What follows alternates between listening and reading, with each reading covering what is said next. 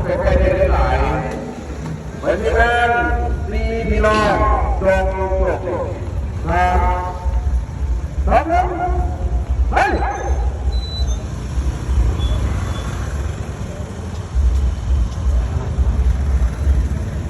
ไม่เอาหรอกดีอะไรก็ดีได้เลยสามสองหนึ่งไป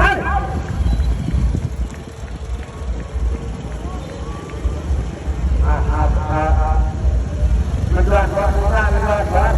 เดี๋ยวไปอยู่สภาพของใครสภาพของใคร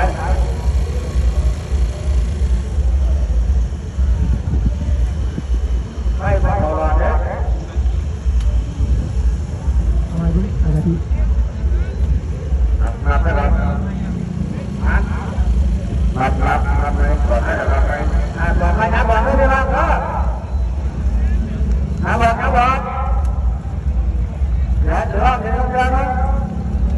สามสองหนึ่งไป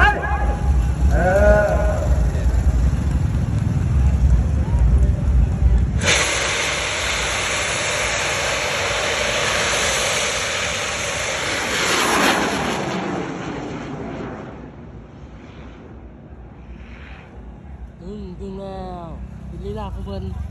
จับเราเขาล่ำอีกแล้วให้รับเรื่องคนมาดีคือสบายใจนะครับเพื่อนแน่นอน